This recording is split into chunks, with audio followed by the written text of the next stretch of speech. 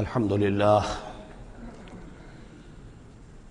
للہ وکفی والصلاة والسلام علی عباده الذین اصطفی خصوصا علی افضلہم وخاتم النبیین محمد الامین وعلی آلہ وصحبہ اجمعین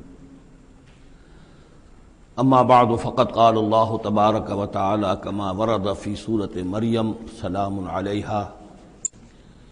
اعوذ باللہ من الشیطان الرجیم بسم اللہ الرحمن الرحیم واذکر فی الکتاب موسیٰ انہ کان مخلصا وکان رسولا نبیا ونادیناہ من جانب الطور الایمن وقربناہ نجیا ووہبنا لہ من رحمتنا اخاہ ہارون نبیا واذکر فی الکتاب اسماعیل انہ کان صادق الوعد وکان رسولا نبیا وکان یأمر اہلہ بالصلاة والزکاة وکان عند ربہ مرضیا واذکر فی الکتاب ادریس انہ کان صدیقا نبیا ورفعناہ مکانا علیا صدق اللہ العظیم رب اشرح لی صدری ویسر لی امری واحلل عقدۃ من لسانی یفقہوا قولی اللہم ربنا الہمنا رشدنا واعذنا من شرور انفسنا اللہم ارنا الحق حقا وارزقنا اتباعہ وارنا الباطل باطلا وارزقنا اللہم ربنا آنس وحشتنا فی قبورنا وارحمنا بالقرآن العظیم اللہم اجعلہ لنا اماما ونورا وہدا ورحمہ اللہم ذکرنا منہ ما نسینا وعلمنا منہ ما جہلنا وارزقنا تلاوتہ آناء اللیل وآناء النہار واجعلہ لنا حجتا یا رب العالمین آمین۔ کل ہم نے سورہ مریم کا آغاز کر لیا تھا اور تقریباً نصف کا ہم ترجمہ کر چکے ہیں، لیکن یہ بات بیان ہونے سے رہ گئی کہ مکی اور مدنی صورتوں کے جس تیسرے گروپ میں اس وقت ہم ہیں، جس کی مکیات کا آغاز ہوا تھا سورہ یونس سے، تو اس میں 9 صورتیں ہم پڑھ چکے ہیں۔ جیسا کہ میں نے عرض کیا، وہ 9 صورتیں تین صورتوں کے سب گروپس کی شکل میں ہیں۔ ہر سب گروپ میں ایک جوڑا ہے جس کے اندر وہ نسبت زوجیت بتمام و کمال موجود ہے، اور ایک منفرد مزاج کی صورت ہے۔ سورہ یونس، سورہ ہود ایک جوڑے کی حیثیت سے، سورہ یوسف منفرد ہے، ایک ہی نبی کے حالات پر پوری صورت جو ہے وہ مشتمل ہے۔ پھر سورہ رعد اور سورہ ابراہیم یہ جوڑے کی شکل میں ہے۔ سورہ حجر یہ منفرد مزاج کی ہے، بلکہ اس پورے گروپ میں یہ اس اعتبار سے قدر مختلف نظر آتی ہے کہ اس کا انداز جو ہے وہ ابتدائی زمانے کی صورتوں کا ہے، مضامین کی مناسبت بھی انہی سے ہے۔ چھوٹی چھوٹی آیتیں ہیں، ردم جو ہے وہ بہت تیز ہے، صوتی آہنگ بہت نمایاں ہے، ڈیوائن میوزک جو ہے، جو ملکوتی غنا ہے، وہ اس میں بہت نمایاں ہے۔ پھر 3 صورتیں، سورہ نحل سب سے بڑی ہے اس سب گروپ میں، یہ منفرد مزاج کی ہے، لیکن اس کے بعد سورہ بنی اسرائیل اور سورہ کہف یہ ایک نہایت حسین و جمیل جوڑا ہے۔ اب پھر 3 صورتیں جو آ رہی ہیں، سورہ مریم، پھر سورہ طٰہٰ، سورہ انبیاء۔ یہاں بھی معاملہ وہی ہے کہ ان میں سے 2 صورتیں جو ہیں سورہ مریم اور سورہ انبیاء، ان میں بڑی گہری مشابہت ہے، اور یہ قصص النبیین کے انداز میں یہاں تذکرہ ہے انبیاء کرام کا، انباء الرسل کے انداز میں نہیں ہے۔ وہ جو انداز سورہ کہف، سورہ اعراف میں ہم نے دیکھا، سورہ ہود میں ہم نے دیکھا کہ رسول آئے، انہوں نے دعوت دی، قوم نے انکار کیا، قوم ہلاک کر دی گئی، یہ انداز جو انباء الرسل، ایام اللہ، اس کا نہیں ہے۔ لیکن یہ کہ ایک جو ہے اس سب گروپ میں منفرد صورت ہے، اور وہ ہے سورہ طٰہٰ۔ یہ اس اعتبار سے کہ تقریباً پوری ایک ہی رسول کے حالات پر مشتمل ہے، حضرت موسیٰ علیہ السلام۔ 8 میں سے 5 رکوع مسلسل جو ہیں وہ حضرت موسیٰ علیہ السلام کے حالات پر ہیں، اور ان کی ایک نسبت جو معنوی قائم ہو جاتی ہے اس سورہ مبارکہ کی سورہ یوسف کے ساتھ، وہ یہ ہے کہ تاریخی اعتبار سے ہمیں معلوم ہے کہ حضرت یوسف علیہ السلام کے زمانے میں بنی اسرائیل مصر میں جا کر آباد ہوئے، اور حضرت موسیٰ علیہ السلام کے ذریعے سے اللہ تعالیٰ نے انہیں پھر جو مصر میں فرعونیوں نے انہیں جو اپنا غلام بنا لیا تھا، اس غلامی سے نجات دلائی، اور وہ واپس مصر سے نکل کر پھر اپنے آبائی وطن جو ہے سمجھیے جو حضرت ابراہیم کا مسکن تھا، یعنی فلسطین کی طرف روانہ ہوئے۔ تو ان میں بھی ایک نسبت قائم تو ہو جاتی ہے لیکن وہ فاصلے سے ہے۔ سورہ مریم میں اور سورہ انبیاء میں آپ کو قصص النبیین کے انداز کا بات ملے گی، تو یہ آپ جب ہم پڑھیں گے تو بات نمایاں ہو جائے گی۔ البتہ ایک چیز کے لیے رات میں نے کہا تھا اس پر گفتگو کل ہوگی۔ سورہ مریم میں ہم نے اب تک جو پڑھا ہے، سب سے پہلے حضرت زکریا حضرت یحییٰ کا تذکرہ ہوا پہلے رکوع میں۔ دوسرا رکوع بہت طویل ہے، اس میں حضرت مریم اور حضرت عیسیٰ کا سلام علیہم ان کا تذکرہ ہوا ہے۔ تیسرے رکوع میں پھر حضرت ابراہیم علیہ السلام کا اور ان کے ساتھ ہی پھر حضرت اسحاق اور حضرت یعقوب کا تذکرہ ہوا ہے۔ حضرت ابراہیم کے بارے میں کہا گیا کہ انہ کان صدیقا نبیّا۔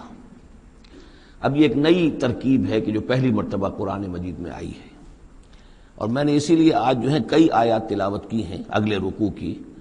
کہ آپ یہ دیکھ سکیں کہ دو کے بارے میں آ رہا ہے رسول نبیّا، حضرت اسماعیل اور حضرت موسیٰ علیہ السلام رسول النبی، انہ کان رسول النبی، اور دو ہی کے بارے میں آیا انہ کان صدیق النبی، یعنی حضرت ابراہیم علیہ السلام اور حضرت ادریس علیہ السلام۔ تو اس میں فرق کیا ہے؟ ظاہر بات ہے کہ الفاظ مختلف ہیں، ترکیب مختلف ہے، تو یقیناً ان کا مفہوم جدا ہے۔ اگرچہ بہت ہی میرے علم کی حد تک کسی نے اس پر توجہ نہیں کی ہے،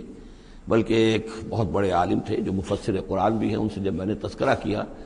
تو ان کا کہ کیا واقعی ایسا ہے؟ یعنی یہ کہ وہ تفسیر بھی لکھ چکے تھے لیکن انہوں نے توجہ نہیں کی۔ ہوتا یہ ہے کہ آدمی جب گزر جاتا ہے تیزی کے ساتھ، اگر کسی چیز کی توجہ نہیں ہوتی، کیا واقعی ایسا ہے کہ دو کے بارے میں ہے رسول النبی اور دو کے بارے میں ہے صدیق النبی؟ تو میں نے ان سے سوال کیا تھا کہ اس میں پھر کیا فرق ہے؟ اس کے لیے میں چاہتا ہوں کہ جو جس حد تک کہ مجھ پر وہ بات اللہ تعالیٰ نے منکشف فرمائی ہے وہ آپ پر بھی میں آپ کے ساتھ بھی شیئر کروں، کہ یہ جو ہم پڑھ چکے ہیں، ایک تو سورہ فاتحہ میں اہدنا الصراط المستقیم صراط الذین انعمت علیہم، راستہ ان کا ہمیں دکھا اور ان کے راستے پر چلا جن پر تیرا انعام ہوا۔ اس کی وضاحت سورہ نساء میں آئی،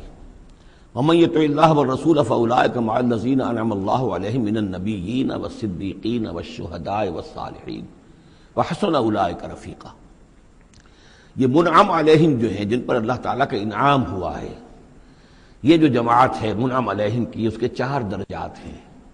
اوپر سے چلیں گے تو انبیاء سب سے اوپر ہیں، پھر نیچے ان کے درجہ ہے صدیقین کا، پھر ان سے نیچے شہداء کا، اور پھر بیس لائن سمجھیے کہ وہ صالحین مومنین جو نیک دل مسلمان ہیں، مخلص ہیں، صادق القول ہیں، صادق الایمان ہیں، یہ گویا کہ بیس لائن ہے۔ نیچے سے چلیں گے تو اس بیس لائن سے اگر کوئی شخص ترقی کرے گا تو پھر درجہ اس کے لیے کیا ہے؟ شہادت کا ہے، اس کے اوپر ایک درجہ صدیقیت کا ہے، اور یہ آخری درجہ ہے، اس لیے کہ اس سے آگے نبوت کا جو درجہ ہے وہ اکتسابی نہیں ہے، وہ تو وہبی ہے، اور وہ دروازہ بھی اب بند ہو چکا، وہ ہمیشہ کے لیے وہ آؤٹ آف باؤنڈز ہے، اب نوع انسانی کے لیے وہ نبوت کا دروازہ بند ہو چکا۔ اس صدیقین اور شہداء کے درمیان کیا فرق ہوتا ہے، اس کو اب سمجھ لینا چاہیے، اور اس کو جدید سائیکالوجی کی 2 اصطلاحات کے حوالے سے آپ بڑی آسانی سے سمجھ سکیں گے۔ اللہ تعالیٰ نے عام طور پر انسانوں کو 2 مختلف مزاجوں پر بنایا ہے، ایکسٹروورٹس، انٹروورٹس۔ کچھ لوگ ہوتے ہیں کہ جو باہر کی دنیا سے انہیں زیادہ دلچسپی ہوتی ہے، کچھ کھیل کود میں، سیر میں، باغ، یہ وہ، باہر کی دنیا سے ملنا جلنا، لوگوں سے ملیں گے، وہ پبلک میں ہوں گے، مجلس میں ہوں گے تو زیادہ چہکیں گے، زیادہ خوش ہوں گے۔ کچھ لوگ برعکس مزاج کے ہوتے ہیں، وہ درومبی قسم کے لوگ ہوتے ہیں، انٹروورٹس۔ وہ اپنے خیالات ہی میں مگن رہتے ہیں، غور و فکر کرتے ہیں، سوچ بچار کرتے ہیں، انہیں تنہائی زیادہ پسند ہوتی ہے، تنہائی میں وہ زیادہ خوش رہتے ہیں۔ تو یہ ایکسٹروورٹس اور انٹروورٹس 2 مزاج ہیں بنیادی طور پر، اللہ تعالیٰ نے بنائے ہیں مختلف مزاج جو ہیں۔ اور ایک ہوتی ہے تیسری ایک کیفیت کہ جس میں یہ دونوں چیزیں بڑے توازن کے ساتھ ہو، ایمبیورٹ۔ یہ بہت شاذ ہوتا ہے، بہت شاذ ہوتا ہے، بہت کم لوگ ہوتے ہیں دنیا میں کہ جو واقعتاً اس میں توازن قائم کر سکیں، یا ادھر کا رجحان ہوگا یا ادھر کا رجحان ہوگا۔ تو جو یہ انٹروورٹس ہوتے ہیں، جو غور و فکر کرتے رہتے ہیں، ان کے اندر جو ہے وہ یوں سمجھیے کہ فطرت کی جو اصل حقائق ہیں وہ کچھ زیادہ محفوظ رہتے ہیں ان کے غور و فکر کی وجہ سے۔ پھر وہ کائنات کے بارے میں بھی سوچتے ہیں، تو اس کائنات کی تمام آیات الہیہ بھی گویا کہ ان سے ہم کلام ہوتی ہیں، اشارے کرتی ہیں۔ یہ وہ لوگ ہوتے ہیں کہ جن تک گویا کہ وہ حقائق از خود روشن ہو چکے ہوتے ہیں ان تک، کہ جیسے ہم نے سورہ فاتحہ پڑھتے ہوئے کہا کہ کچھ لوگ ہوتے ہیں اپنی فطرت سلیمہ اور عقل سلیم کی رہنمائی میں یہاں تک تو پہنچ گئے کہ اللہ کو پہچان لیا، آخرت کو پہچان لیا، یہ بھی سمجھ لیا کہ اللہ ہی کی بندگی کرنی چاہیے، کیسے کریں یہ پتہ نہیں، اہدنا الصراط المستقیم، اب وہ راستہ مانگتے ہیں کہ ہمیں راستہ دکھا۔ یہ صدیقین ہوتے ہیں، اور ان کی شان یہ ہوتی ہے کہ جیسے ہی کسی نبی کی دعوت ان کے کان میں آتی ہے وہ ایسے لپک کر قبول کرتے ہیں کہ گویا کہ منتظر بیٹھے تھے، جیسے کوئی شخص وضو کر کے بیٹھا ہوا کہ بس اذان کی آواز آئے اور میں چلوں، اتنا ہی ہوتا ہے۔ اسی لیے حضور نے فرمایا ابو بکر رضی اللہ تعالیٰ عنہ کے بارے میں کہ میں نے جس کے سامنے بھی ایمان کی دعوت پیش کی اس نے کچھ نہ کچھ توقف ضرور کیا سوائے ابو بکر کے، ایک لحظے کا توقف نہیں کیا، گویا کہ وہ تو تیار بیٹھے ہوئے تھے۔ البتہ جو ایکسٹروورٹس ہوتے ہیں وہ چونکہ ان کی توجہ نہیں ہوتی حقائق کی طرف، وہ دنیا میں مگن ہیں، کھیل کود میں ہیں، شکار میں ہیں، کشتیوں میں ہیں، ہنسی مذاق میں ہیں، گفتگوؤں میں لگے ہوئے ہیں، تو انہیں کچھ زیادہ غور و فکر کی ان کے اندر جو ہے طبیعت کے اندر میلان نہیں ہوتا اس کا، لہذا انہیں دیر لگ جاتی ہے نبی کی دعوت کو سمجھنے میں، اس کی طرف متوجہ ہونے میں۔ لیکن یہ ہے کہ جب ان کا توجہ ہو جاتی ہوتی بھی عام طور پہ جذباتی انداز میں ہوتی ہے، لیکن جب ان کی توجہ ہو جائے جذباتی انداز میں تو پھر یہ ہے کہ وہ چونکہ ہوتے ہیں ایکٹیو زیادہ ہوتے ہیں، لہذا وہ اپنی فعالیت کی وجہ سے آگے نکل جاتے ہیں، بظاہر وہ صدیقین سے آگے نکل جائیں گے فعالیت کی وجہ سے، اس لیے کہ وہ فعال زیادہ ہیں۔ اب اس کی مثال حضرت عمر ہے، حضرت حمزہ ہے رضی اللہ تعالی عنہما، 6 سال لگ گئے۔ حضرت عمر کے بارے میں تو آپ کہہ سکتے ہیں کہ سب کوئی گھرانہ مختلف تھا، وہ بنو عدی میں سے تھے، حضور بنو ہاشم میں سے تھے، لیکن حضرت حمزہ کو کیوں دیر لگ گئی؟ 6 سال، سگے چچا ہیں، دودھ شریک بھائی ہیں، ساتھ کے کھیلے ہم جولی ہیں، نہایت محبت کرنے والے حضور سے، اور اسی کیفیت کے اندر وہ ایمان لائے ہیں کہ ایک روز آئے باہر سے، شکار کھیل کر آ رہے تھے، کئی دن باہر رہے تھے، واپس آئے تو ابھی گھر میں داخل نہیں ہوئے تھے، لونڈی نے کہا کہ آج تو ابو جہل نے بڑی گستاخی کی ہے آپ کے بھتیجے کے ساتھ، اور بس یہ سنتے ہی آگ بگولا ہو کر گئے ہیں، کمان جا کے ماری ابو جہل کے سر میں کہ تم نے یہ کیا ہے، اور اسی وقت کا اچھا میں اس پر ایمان لایا، آؤ کرو مقابلہ تم، یہ ان کے ایمان کا معاملہ ہے۔ تو یہ حمزہ ہے، اس طرح حضرت عمر ہیں، چلے تھے حضور کو قتل کرنے کے ارادے سے، لیکن اپنی بہن کے اندر جو دیکھی، اس کے اندر یہ کہاں سے اتنی استقامت آ گئی کہ بھائی جان چاہے آپ ہمیں قتل کر دیں، جان سے مار دیں، لیکن اب یہ جو دین ہم نے قبول کیا اس کو ہم چھوڑنے والے نہیں ہیں۔ بہنوئی کو تو مار مار کے لہو لہان کر دیا تھا سعید ابن زید کو، بہن کو بھی مارا ہے، لیکن پھر اچانک بدل گئے، پھر وہی عمر جو ہے جو تلوار ننگی لے کے چلا تھا قتل کرنے کے ارادے سے، گردن میں تلوار حمائل کیے ہوئے، جیسے غلام ہوتے ہیں ان کے ہاں غلاموں کا رواج یہ تھا، ان کی تلواریں گردنوں میں حمائل ہوتی تھی، وہ آ رہا ہے اور ایمان لا رہا ہے۔ تو یہ ہے شہداء، صدیقین اور شہداء۔ تو اب مزاج جو ہے انبیاء میں بھی آپ کو ملے گا، کچھ لوگوں کا مزاج شہداء سے مناسبت رکھتا ہے۔ حضرت اسماعیل کا آپ نے سنا ہوگا، یہ واقعات قصوں میں آتے ہیں، وہ شکار جیسے کہ حضرت حمزہ کی کیفیت ہے، وہ نکل جاتے تھے، حضرت ابراہیم 2 مرتبہ گئے ہیں، ملاقات ہی نہیں ہوئی، اس لیے کہ وہ اپنے شکار پر نکلے ہوئے تھے۔ اس طرح کا معاملہ حضرت اسماعیل کا تھا۔ حضرت موسیٰ بھی جلالی مزاج کے آدمی تھے، ایک آدمی کو مکہ مارا ہے اور اس کی جان نکال دی ہے۔ حضرت ابراہیم وہ دوسری قسم، وہ صدیق النبی، ان کے مزاج جو ہے وہ اس نوعیت کا، صدیقیت کے ساتھ مناسبت رکھنے والا۔ تو نبوت تو ان کو بھی ملی، نبوت ان کو بھی ملی، لیکن مزاجی فرق کی وجہ سے ایک صدیق نبی ہے اور ایک رسول نبی ہے، اس لیے کہ رسول کے ساتھ جو لفظ مناسبت رکھتا ہے وہ شہادت ہے، تمام رسول شاہد بنا کر بھیجے گئے ہیں۔ یہ جو کار رسالت ہے، تبلیغ اور اتمام حجت، اس کے اندر تو عمل کا پہلو زیادہ ہے، اور اس میں پھر شہداء زیادہ نمایاں ہوتے ہیں، تو رسولوں کے لیے تو ہے ہی یہ، یا ایھا النبی انا ارسلناک شاہدا ومبشرا ونذیرا وداعیا الی اللہ باذنہ وسراجا منیرا، اور جیسے کہ ہم نے پڑھا وکیف اذا جئنا من کل امۃ بشہید، تو رسولوں کے ساتھ مناسبت لفظ کی جو ہے وہ شہادت کی ہے۔ تو گویا کہ شہداء کا مزاج رکھنے والے جو نبی ملے وہ رسول النبی ہیں، اور صدیقیت کا مزاج رکھنے والے جن کو نبوت مل گئی وہ صدیق نبی ہیں۔ تو حضرت ابراہیم انہ کان صدیقا نبیا، وہ تو ہم پڑھ چکے تھے، اب آگے چلیے، ابھی اس موضوع پر مزید گفتگو سورہ حدید میں چل کر ہوگی۔ اولئک ھم الصدیقون والشہداء عند ربہم، اس کے جو دوسرے رکوع کے آخر میں یہ آیت آئی ہے، تو وہاں جا کر انشاءاللہ اس کے سلسلے میں مزید کچھ گفتگو ہوگی۔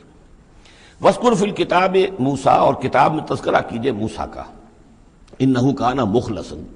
یقیناً ہم نے اسے خاص اپنا بنا لیا تھا، اس کی تفسیر آگے آ جائے گی سورہ طٰہٰ کے اندر۔ وَكَانَ رَسُولًا نَبِيًّا، اور وہ رسول نبی تھے۔ وَنَادَيْنَاهُ مِن جَانِبِ الطُّورِ الْأَيْمَنِ، اور ہم نے اس کو پکارا، اس سے بات کی، اس کو بلایا طور پہاڑ کے داہنی جانب سے۔ وَقَرَّبْنَاهُ نَجِيًّا، اسے قریب ہم نے بلایا سرگوشی کے لیے۔ وَوَهَبْنَا لَهُ مِن رَحْمَتِنَا أَخَاهُ هَارُونَ نَبِيًّا، اور ہم نے اسے اپنی رحمت سے اس کو یہ مقام بھی عطا کیا کہ اس کے بھائی ہارون کو بھی نبوت عطا کر دی، چونکہ یہ درخواست کی تھی حضرت موسیٰ علیہ السلام نے، وہ اگلی صورت میں آ جائے گا۔ وَاذْكُرْ فِي الْكِتَابِ اسماعیل، اور ذرا تذکرہ کیجئے کتاب میں اسماعیل کا بھی، اِنَّهُ كَانَ صَادِقَ الْوَعْدِ، یقیناً وہ بڑے وعدے کے سچے تھے۔ اور خاص طور پر اشارہ ہو رہا ہے اتنا بڑا وعدہ جو حضرت ابراہیم سے اپنے والد سے انہوں نے کیا تھا کہ یا ابت افعل ما تؤمر ستجدنی انشاءاللہ صابرا، ابا جان کر گزریے جو بھی آپ کو اللہ کی طرف سے حکم آ رہا ہے، مجھے ذبح کرنے کا حکم ہے، ذبح کر دیجئے، انشاءاللہ آپ مجھے صابر پائیں گے۔ تو آخری وقت تک انہوں نے اپنے اس وعدے کو نبھایا اور گردن جو ہے رکھ دی کہ چلائیے چھری۔ صادق الوعد وکان رسول النبی، اور وہ بھی مزاجی اعتبار سے جو میں نے عرض کیا ہے، حضرت حمزہ چونکہ ویسے بھی نسل میں حضرت اسماعیل کی نسل میں سے ہیں، تو اگر آپ دیکھیں گے تو بہت ہی ان کے درمیان شخصیت کی مشابہت نظر آئے گی۔ رسول النبی، وہ رسول نبی تھے۔ وکان یامر اہلہ بالصلاۃ والزکاۃ وکان عند ربہ مرضیہ، اور وہ حکم دیتے تھے اپنے گھر والوں کو نماز کا بھی اور زکوٰۃ کا بھی، اور وہ اپنے رب کے نزدیک بہت ہی پسندیدہ تھے، بہت ہی اللہ تعالیٰ کو کے منظور نظر کہہ لیجیے، مرضیہ۔ وَاذْكُرْ فِي الْكِتَابِ ادریس، اور تذکرہ کیجئے کتاب میں ادریس کا بھی۔ یہ ادریس علیہ السلام جو ہے یہ ایک نبی ہے کہ جو حضرت آدم اور حضرت نوح کے مابین گزرے ہیں۔ حضرت آدم اور حضرت نوح کے مابین ایک اور نبی بھی گزرے ہیں، قرآن مجید میں ذکر نہیں ہے، تورات میں شیس علیہ السلام۔ تو نبی تو یہ ہیں، حضرت آدم پہلے نبی، پھر یہ دو اور نبی ہیں حضرت ادریس۔ اس تورات میں ان کا نام حنوک ہے، شیس کا نام سیس ہے، وہ تو ٹھیک ہے، اور قرآن مجید میں ان کا تذکرہ بھی نہیں ہے، لیکن حضرت ادریس کا حنوک نام ہے وہاں۔ لیکن یہ کہ یہ دونوں ہیں درمیان میں حضرت آدم اور حضرت نوح علیہ السلام، پہلے رسول حضرت نوح علیہ السلام ہے، یہ دونوں نبی ہیں صرف۔ وَاذْكُرْ فِي الْكِتَابِ ادریس، اور تذکرہ کیجئے کتاب میں، اس قرآن میں ادریس کا، اِنَّهُ كَانَ صِدِّيقًا نَبِيًّا، یقیناً وہ بھی صدیق نبی تھے، مزاجاً ان کا بھی وہی حضرت ابراہیم کے ساتھ مناسبت، صدیقیت والا مزاج۔ وَرَفَعْنَاهُ مَكَانًا عَلِيًّا، اور ہم نے انہیں اٹھایا تھا بہت بلند مقام تک۔ اب یہ اٹھانا جو ہے ویسے تو بعض لوگوں کا خیال ہے کہ شاید وہ بھی حضرت عیسیٰ علیہ السلام کی طرح رفع سماوی ان کی ہوئی ہے، چوتھے آسمان میں حضور کی ان سے ملاقات ہوئی ہے شب معراج میں، لیکن ایک مفہوم اس کا یہ بھی ہے کہ اونچا مقام دینا، بلند مقام دینا، اس لیے کہ یہاں الہ نہیں ہے، وہاں جو ہے وہ رافعک الیہ، جہاں کہا گیا حضرت عیسیٰ کے بارے میں تمہیں اٹھانے والا ہوں اپنی طرف، تو اس سے مفہوم جو ہے بہت معین ہو جاتا ہے، یہاں ضروری نہیں ہے کہ وہ مفہوم لیا جائے۔ اولئک الذین انعم اللہ علیہم، دیکھیے وہی لفظ آ گیا، اب یہ ہیں وہ لوگ جن پر انعام فرمایا ہے اللہ نے، من النبیین، انبیاء میں سے۔ اب ہم کیونکہ منعم علیہم کے 4 طبقات تھے، ان میں سے یہ انبیاء کا تذکرہ ہو رہا ہے سب کا۔ من النبیین من ذریۃ آدم، اولاد آدم میں سے، وممن حملنا مع نوح، اور پھر بعد ان میں سے ان کی نسل میں سے ہیں جنہیں ہم نے نوح کے ساتھ اس کشتی میں سوار کرایا، ومن ذریۃ ابراہیم، اور پھر ذریۃ ابراہیم میں سے ہیں ان کی اولاد سے، و اسرائیل، اور حضرت یعقوب کی نسل سے ہیں، وممن ہدینا واجتبینا، اور جنہیں کہ ہم نے ہدایت دی اور جنہیں ہم نے چن لیا، پسند کر لیا۔ اذا تتلیٰ علیہم آیات الرحمن، ان کی کیفیت یہ ہوتی تھی کہ جب رحمان کی آیات ان کو پڑھ کر سنائی جاتی تھی، خروا سجدا و بکیا، تو وہ گر پڑتے تھے اللہ کی جناب میں سجدہ کرتے ہوئے، روتے ہوئے۔ سجدہ کر لیجیے۔ فخلف من بعدہم خلف،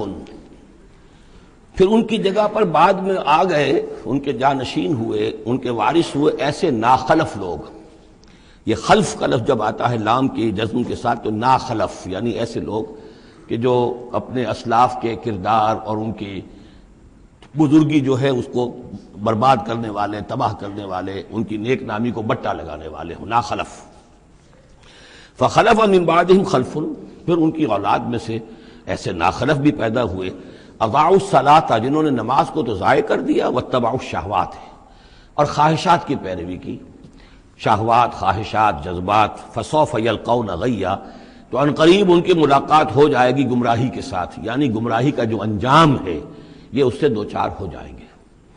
الا من تاب وآمن وعمل صالحا، سوائے اس کے کہ جو توبہ کریں اور ایمان لائیں اور نیک عمل کریں، فاولئک یدخلون الجنہ،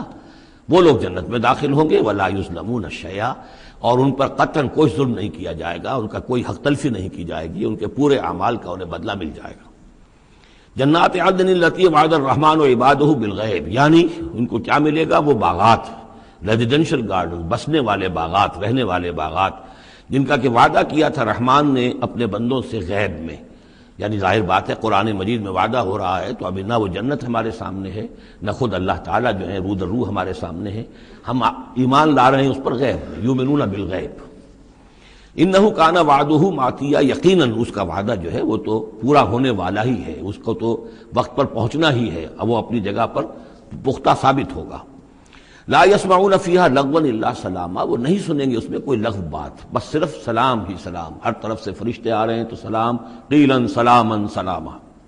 وَلَهُمْ رِزْقُهُمْ فِيهَا بُكْرَةً وَعَشِيًّا، اور ان کے لیے ان کا رزق ہوگا اس میں صبح بھی اور شام کو بھی۔ تِلْكَ الْجَنَّةُ الَّتِي نُورِثُ مِنْ عِبَادِنَا مَنْ كَانَ تَقِيًّا، یہ ہے وہ جنت جس کے وارث بنائیں گے ہم اپنے بندوں میں سے ان کو کہ جو متقی ہوں گے، خدا ترس ہوں گے، اللہ سے ڈرنے والے ہوں گے۔ وَمَا نَتَنَزَّلُ إِلَّا بِأَمْرِ رَبِّكَ، اور اے نبی ہم نہیں نازل ہوتے مگر آپ کے رب کے حکم سے۔ لَهُ مَا بَيْنَ أَيْدِينَا وَمَا خَلْفَنَا وَمَا بَيْنَ ذَلِكَ وَمَا كَانَ رَبُّكَ نَسِيًّا، اسی کے اختیار میں ہے جو کچھ ہمارے سامنے ہے اور جو کچھ ہمارے پیچھے ہے اور جو ان دونوں کے مابین ہے، اور اے نبی آپ کا رب بھولنے والا نہیں ہے۔ یہ بہت اہم مضمون ہے، اور در حقیقت ایک مضمون کا یوں سمجھیے کہ سلسلہ شروع ہو رہا ہے جس کی پہلی کڑی یہ ہے۔ اس کو یوں سمجھیے کہ حضور صلی اللہ علیہ وسلم کو جو قرآن مجید سے شغف تھا اور محبت تھی اور شوق تھا آپ کا، تو جو وقفہ پڑ جاتا تھا وہی میں، وہ آپ پر بڑا شاخ گزرتا تھا۔ آپ چاہتے تھے کہ وہی جلدی جلدی آئے تاکہ آپ اس سے اور اپنے وجود پرنور کو مزید منور کریں۔ آپ جو ہے قرآن مجید سے جو آپ کو عشق تھا اس کے بنا پر اس میں آپ کو اجلت رہتی تھی کہ جلدی آئے قرآن۔ تو اس حوالے سے آپ نے حضرت جبرائیل سے شکوہ کیا کہ آپ وقفے وقفے سے آتے ہیں، ہم انتظار کرتے رہتے ہیں۔ اس کا یہ جواب ہے جو جہاں دیا جا رہا ہے، وَمَا نَتَنَزَّلُ إِلَّا بِأَمْرِ رَبِّكَ، اے نبی ہم اپنی مرضی سے نہیں نازل ہو سکتے، ہم نہیں نازل ہوتے مگر آپ کے رب کے حکم سے۔ لَهُ مَا بَيْنَ أَيْدِينَا، یہ بہت ہی یعنی یوں سمجھیے کہ گہرے الفاظ ہیں۔ لَهُ مَا بَيْنَ أَيْدِينَا وَمَا خَلْفَنَا، جو ہمارے آگے ہے اس کا اختیار بھی اللہ ہی کا ہے، جو ہمارے پیچھے ہے اس کا اختیار بھی اللہ ہی کا ہے۔ وَمَا بَيْنَهُمَا وَمَا بَيْنَ ذَلِكَ، آگے اور پیچھے کے مابین کون ہے پھر؟ ہم، میں، میرا وجود، میرے آگے میرے پیچھے، اور ان دونوں کے درمیان کون ہے؟ میں گویا کہ بالکلیہ اللہ تعالیٰ کے حکم کے تابع ہوں۔ فرشتے کی یہی شان ہے کہ فرشتہ جو ہے یفعلون ما یؤمرون، جو حکم ملتا ہے، لا یعصون اللہ ما امرہم، ان کا معاملہ یہ ہے کہ جو بھی اللہ کا حکم ہے گویا کہ وہ تو اس سے سرتابی نہیں کرتے، سرے منہ اس میں فرق نہیں ڈالتے۔ وَمَا نَتَنَزَّلُ إِلَّا بِأَمْرِ رَبِّكَ، ہم نہیں اترتے یا اتر سکتے مگر آپ کے رب کے حکم سے، جب اسی کی مصلحت اور اسی کی مشیت ہوتی ہے وہ وہی دے کر ہمیں بھیجتا ہے۔ لَهُ مَا بَيْنَ أَيْدِينَا وَمَا خَلْفَنَا وَمَا بَيْنَ ذَلِكَ وَمَا كَانَ رَبُّكَ نَسِيًّا، اور اے نبی یہ جو کچھ تاخیر ہو جاتی کسی بھول کی وجہ سے نہیں ہے کہ اللہ کو کوئی نسیان لاحق ہو گیا ہے تو تھوڑی دیر کے لیے توجہ کہیں اور ہو گئی ہے، معاذ اللہ، تیرا رب جو ہے بھولنے والا نہیں ہے، بلکہ یہ حکمت کے تحت ہے، اللہ تعالیٰ کی مشیت یہ ہے۔ كَذَلِكَ لِنُثَبِّتَ بِهِ فُؤَادَكَ رَتَّلَ اللَّهُ تَرْتِيلًا،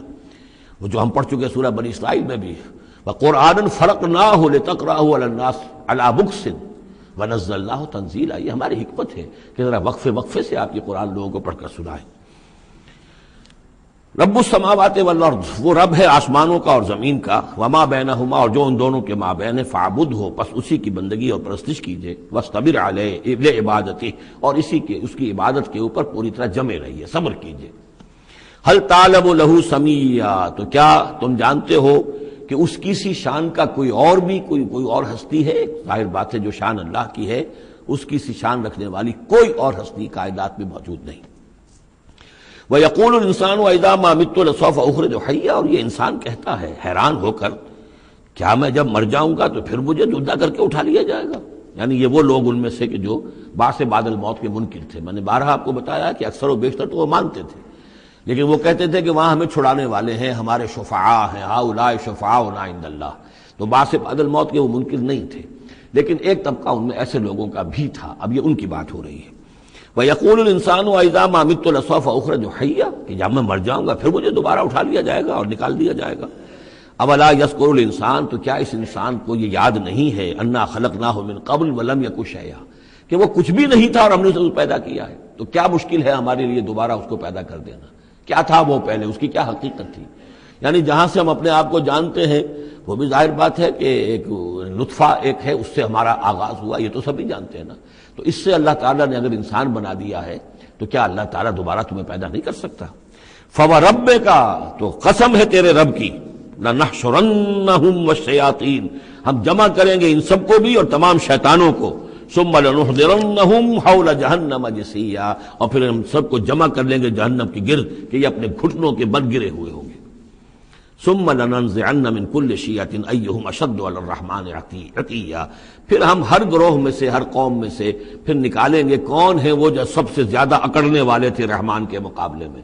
بلاؤ ادھر سے ابو جہل کو اور بلاؤ ادھر سے عقبہ ابن ابی معیط کو، ہر گروہ میں سے جو سب سے زیادہ اللہ کا کی اس کے ساتھ گستاخی کرنے والا اور سب سے زیادہ تکبر کرنے والا تھا، پھر اس کو آگے نکال کر نمایاں کیا جائے گا۔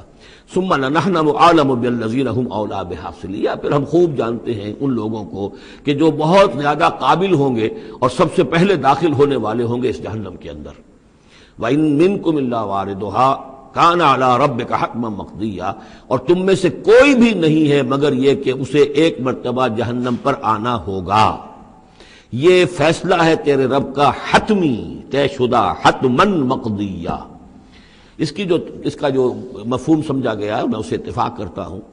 کہ اصل میں وہ پل صراط جس کا تذکرہ جو ہے آئے گا سورہ حدید میں بھی اور پھر سورہ تحریم میں بھی، جس کو ہم پل صراط کہہ دیتے ہیں، الصراط ہے وہ، یہی صراط مستقیم جس پر ہم چل رہے ہیں، یہ عالم برزخ کے اندر جا کر اور قیامت کے دن جو ہے یہی پل صراط بن جائے گا اور یہ جہنم کے اوپر ہوگا، گویا کہ اس پر سے گزر کر لوگ داخل ہوں گے جنت کے اندر، تاکہ مشاہدہ کر لیں کہ اللہ تعالیٰ نے کس چیز سے ہمیں بچایا ہے،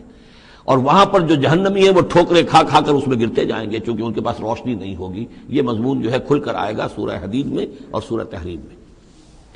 تو یہ فرمایا کہ آنا تو ہر ایک کو پڑے گا، ہر انسان کا گزر اس پر ہوگا، تاکہ اور اس میں یہ کہ یقیناً جو بچا لیے جائیں گے ان کے دل میں کس قدر اللہ تعالیٰ کی کہ اس رحمت کا اور مغفرت کی قدر کتنی ہوگی کہ اللہ نے ہمیں کس انجام سے بچایا ہے۔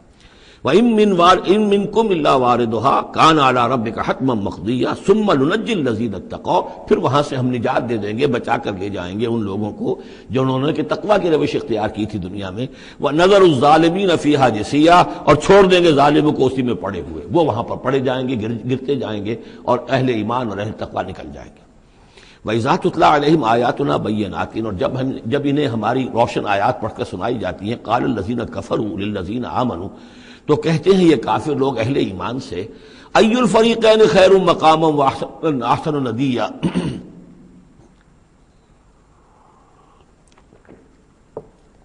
دونوں جماعتوں میں سے، دونوں گروہ میں سے کن کے مکان و مقام بہتر ہیں اور کن کی مجلسیں بہت اچھی ہیں۔ یعنی اے مسلمانوں دیکھو، تم اور تمہارے رسول محمد صلی اللہ علیہ وسلم اور ان کے گرد جو لوگ بیٹھے ہوتے ہیں، نہ ان کے پاس دنیاوی دولت ہے، نہ حیثیت ہے، نہ وجاہت ہے، ایک ہم ہیں، دیکھو ذرا ابو جہل کی مجلس جا کے دیکھو کتنی آباد ہے، بڑے بڑے چودھری لوگ آ کر اس کے پاس بیٹھتے ہیں، ذرا کہیں جا کر ولید بن مغیرہ کی چوپال دیکھو، اس کی چوپال جو ہے اس کی کیا شان ہے۔ تو یہ وہی بات جو کہ ہم سورہ کہف میں پڑھائے ہیں، جو دو افراد کے مابین مکالمہ ہوا تھا کہ اس نے کہا تھا کہ میرے پاس مال زیادہ ہے، انا اکثر منک مالا واعز نفرا، اسی طرح انہوں نے کہا کہ ای الفریقین خیر مقاما واحسن ندیا، یہ دو گروہ دیکھ لو تمہارے سامنے ہیں، ایک معلوم ہوتا ہے کہ مفلس ہیں، کلاش ہیں، غلام لوگ ہیں، ان کے ساتھ بیٹھے ہوئے ہیں، بلال بیٹھا ہوا ہے، وہاں وہ ابو فقی بیٹھا ہوا ہے، یہ جو عمار ہے اور یہ فلاں ہے اور یہ یاسر ہیں، یہ لوگ ہیں۔ ادھر جا کر دیکھو وہ کتنی سج دھج کے ساتھ، شان و شوکت کے ساتھ ان کی محفلیں ہیں، کیا کچھ ساز و سامان ہے، کیسے قالین بچھے ہوئے ہیں۔ ای الفریقین خیر مقاما واحسن ندیا وکم اہلکنا قبلہم من قرن، اور ہم نے ان سے پہلے کتنی ہی قوموں کو ہلاک کیا ہے، ہم احسن اساسا وریا، وہ ان سے بھی کہیں بڑھ کر تھے اپنے اساس البیت، اساس جس کو ہم اساسہ کہتے ہیں، ساز و سامان میں اور نام و نمود میں، شان و شوکت میں، ریا، ان کی شان و شوکت ان سے بھی کہیں بڑھ کر تھی، اور وہ ہلاک ہوئے۔ قوم عاد اور قوم سمود یہ سب کا، اور قوم شعیب۔ قل من کان فی الضلالۃ فلیمدد لہ الرحمن مدا، اے نبی ان سے کہہ دیجئے جو شخص بھی ضلالت میں، گمراہی میں ہے، تو اللہ کا یہ طریقہ ہے، قاعدہ ہے کہ اللہ تعالیٰ اسے پھر اور ڈھیل دیتا ہے، رسی دراز کرتا ہے، اس کو اور نعمتیں دے دیتا ہے۔ حتیٰ اذا رأوا ما یوعدون، یہاں تک کہ جب اچانک وہ وقت آ جائے گا کہ جس کے ان کو دھمکی دی جا رہی ہے، اما العذاب و اما الساعہ، یا تو دنیا میں عذاب آ جائے، عذاب ہلاکت، عذاب استحصال، یا قیامت، فسیعلمون، تب وہ جان لیں گے، من ہوا شر مکانم واضف جندا، کہ کون ہے جو اپنے مقام اور مرتبے کے اعتبار سے بدتر ہے اور کون ہے کہ جو لشکر اور اپنے لاؤ لشکر کے اعتبار سے کمزور تر ہے۔ اس وقت پتہ چلے گا کہ محمد زیادہ طاقتور تھے صلی اللہ علیہ وسلم یا ابو جہل زیادہ طاقتور تھا۔ آخرت میں جا کر حقیقت کھل جائے گی۔ اس وقت تو یہ ایک سراب ہے، نظر آ رہا ہے، ایک ڈرامہ ہے، کھیل ہو رہا ہے، حقیقت جو ہوگی وہ منکشف ہو جائے گی اس دن۔ وَيَزِيدُ اللَّهُ الَّذِينَ اهْتَدَوْا هُدًى، اور اللہ تعالیٰ ان لوگوں کی ہدایت میں اضافہ کرتا ہے جو ہدایت کی راہ اختیار کرے۔ اللہ بڑھاتا ہے ان لوگوں کو ہدایت میں کہ جنہوں نے ہدایت اختیار کی۔ والباقیات الصالحات خیر عند ربک ثواب وخیر مردا، اور یقیناً نیک باقی رہنے والے تو وہ نیک عمل ہے۔ یہ مال و دولت باقی رہنے والا نہیں ہے، یہ تو یہیں کی شے یہیں رہ جائے گی۔ باقیات الصالحات، بقا اگر ہے، دوام ہے انسان کے ساتھ، اس عالم آخرت میں جانے والی کوئی شے ہے تو باقیات الصالحات ہے، وہ تو نیک کام ہے۔ خیر عند ربک ثوابا، وہ یقیناً تیرے رب کے نزدیک بہت بہتر ہیں بدلے کے اعتبار سے بھی، وخیر مردا، اور اس اعتبار سے بھی کہ لوٹ کر جایا جائے ان کے پاس۔ جب ہم وہاں پہنچیں گے ہمیں اپنے اعمال جو ہے وہ منتظر ملیں گے، ان کی جزا، بلکہ یہ کہ کہا جائے گا یہ تمہارے اعمال ہی ہیں، ان کی شکل بدل گئی ہے۔ افرأیت الذی کفر بآیاتنا وقال لأوتین مالا وولدا، تو کیا تم نے دیکھا اس شخص کو جو ہماری آیات کا تو کفر کرتا ہے اور کہتا ہے مجھے تو لازماً ملے گا، مال بھی ملے گا اور اولاد بھی ملے گی۔ یہ وہی بات سمجھ لیجیے جو سورہ کہف میں آ چکی ہے کہ اس نے کہا تھا وَلَئِن رُدِدتُّ إِلَىٰ رَبِّي لَأَجِدَنَّ خَيْرًا مِنْهَا مُنْقَلَبًا، تم جو ہو جوتیاں پھٹکار رہے ہو یہاں پر بھی، تمہیں وہاں بھی کچھ نہیں ملنا۔ اگر واقعی آخرت ہو ہی گئی، اول تو مجھے گمان نہیں، میں نہیں سمجھتا کہ وَمَا أَظُنُّ السَّاعَةَ قَائِمَةً وَلَئِن رُدِدتُّ إِلَىٰ رَبِّي لَأَجِدَنَّ خَيْرًا مِنْهَا مُنْقَلَبًا، تو مجھے وہاں پر بھی اچھا ہی ملے گا جیسے یہاں اچھا ملا ہوا ہے۔ وہی اسی طرح یہ ہے کہ ان کا ہمیں تو وہاں پر بھی ملے گا، آخرت میں بھی بہت سا مال بھی ملے گا، اولاد بھی ملے گی۔ اطلاع الغیب، یہ دنیا بھی مراد ہو سکتی ہے لیکن میرے نزدیک آخرت ہی مراد ہے۔ اطلاع الغیب، کیا وہ غیب پر مطلع ہو چکا ہے، اس نے جھانک کر دیکھ لیا ہے غیب کو؟ ام اتخذ عند الرحمن عہدا، یا وہ کوئی رحمان سے عہد لے چکا ہے، پکا قول و قرار لے چکا ہے جس پر اس یقین سے کہہ رہا ہے کہ اسے تو مال بھی ملے گا اور اولاد بھی ملے گی۔ کلا، ہرگز نہیں۔ سنکتب ما یقول، جو کچھ یہ کہہ رہا ہے وہ ہم لکھ لیں گے تاکہ جواب دہی پوری کرنی پڑے کہ کیا کیا بکواس تم کیا کرتے تھے۔ وَنَمُدُّ لَهُ مِنَ الْعَذَابِ مَدًّا، اور پھر عذاب کے اندر ہم اس کے اضافہ کرتے چلے جائیں گے، عذاب کو اس کے لیے کھینچتے چلے جائیں گے۔ وَنَرِثُهُ مَا يَقُولُ، اور جو کچھ وہ کہہ رہا ہے اس کے وارث تو ہم ہوں گے، سارا مال دنیاوی سامان جو بھی کچھ ہے وہ تو ہماری وراثت میں آ جائے گا۔ وَيَأْتِينَا فَرْدًا، اور وہ جب آئے گا ہمارے سامنے ہماری عدالت میں پیش ہونے کے لیے تو ایک فرد کی حیثیت سے آئے گا، نہ اولاد ساتھ ہوگی، نہ مال، نہ خدم، نہ حشم، نہ قوم، نہ ہم نشین، نہ حاشیہ نشین، کوئی نہیں ہوگا۔ وَاتَّخَذُوا مِن دُونِ اللَّهِ آلِهَةً، انہوں نے اللہ کے سوا کچھ اختیار کر لیے ہیں اپنے معبود، لِيَكُونُوا لَهُمْ عِزًّا، تاکہ وہ ان کے مددگار بنے، ان کے لیے سہارا بنے، پشت پناہ بنے، اللہ کے ہاں انہیں کچھ چھڑا سکے عذاب سے۔ کلا، ہرگز نہیں۔ سَيَكْفُرُونَ بِعِبَادَتِهِمْ، وہ تو ان کی عبادت کا انکار کریں گے، جیسا کہ پہلے بھی آ چکا ہے۔ وہ فرشتے ہوں، اولیاء اللہ ہوں، انبیاء ہوں، حضرت عیسیٰ ہوں، شیخ عبد القادر جیلانی ہوں، کوئی بھی ہو، ان کا تو وہ تو کفر کرے گا، تم کیا کہہ رہے ہو، ہمیں تو معلوم بھی نہیں تھا کہ تم ہم سے دعائیں کرتے رہے اور ہمیں سمجھتے رہے کہ ہم تمہیں چھڑا لیں گے۔ سَيَكْفُرُونَ بِعِبَادَتِهِمْ، وہ انکار کریں گے ان کی عبادت کا۔ وَيَكُونُونَ عَلَيْهِمْ ضِدًّا، اور وہاں ان کے مخالف ہوں گے، انہیں وہاں پر پروسیکیوٹ کروائیں گے۔ أَلَمْ تَرَ أَنَّا أَرْسَلْنَا الشَّيَاطِينَ عَلَى الْكَافِرِينَ تَعُزُّهُمْ عَزًّا، کیا تم نے دیکھا نہیں کہ ہم کافروں پر شیاطین کو بھیجتے رہتے ہیں، یعنی یہ کہ یہ شیاطین جن جو ہیں یہ ان پہ حملہ آور ہوتے رہتے ہیں اور انہیں خوب ابھارتے رہتے ہیں گناہوں کے اوپر، اور انہیں اور سرکشی کے اوپر آمادہ کرتے رہتے ہیں۔ وجہ کیا ہے کہ خود انہوں نے شیطان کی رفاقت کو اختیار کی ہے۔ فلا تعجل علیہم، اب یہ مضمون یہاں دوسری مرتبہ آ گیا، عجلت نہیں، فلا تعجل علیہم۔ ایک تو فرمایا قرآن مجید کے ضمن میں عجلت نہ کیجئے، اس کی جو بھی تنزیل ہے وہ اللہ تعالیٰ کی حکمت کے تحت جو اس میں تدریج ہے اسی کو آپ سمجھیے کہ خیر اسی میں ہے، آپ کا شوق اپنی جگہ ہے، لیکن یہ کہ ایک دوسری بات فلا تعجل علیہم، ان کے بارے میں بھی آپ جلدی نہ کیجئے۔ ایسا نہ ہو کہ آپ کے دل میں یہ خیال آئے کہ اب ان کفار مکہ کی رسی جو ہے مزید دراز نہیں ہونی چاہیے، اب ان کو پکڑ لیا جانا چاہیے، انہوں نے حد کر دی ہے۔ جس طریقے سے کہ حضور کو زج کیے ہوئے تھے وہ ہم دیکھتے چلے آ رہے ہیں سورہ انعام سے، لیکن اے نبی جلدی نہ کیجئے۔ فلا تعجل علیہم، ان کی مخالفت، علی یہاں پر آ رہا ہے، فلا تعجل علیہم انما نعد لهم عدا، ہم ان کی پوری پوری گنتی کر رہے ہیں، ایک ایک عمل ان کا لکھا جا رہا ہے، ہر چیز کا ان کو جواب دہی کرنی ہوگی، ہر چیز کی ان کو سزا مل جائے گی، لیکن یہ کہ ہمارے ہر کام کے اندر جو بھی فطری تدریج ہے، جو اس کا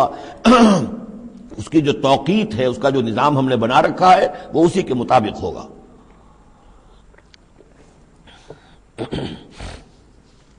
یوم نحشر المتقین الی الرحمن وفدا، یاد کرو جس دن کی ہم جمع کریں گے اہل تقویٰ کو، وہ رحمان کی طرف آئیں گے مہمانوں کی صورت میں، جیسے مہمانوں کا استقبال ہوتا ہے، وفد آیا ہے۔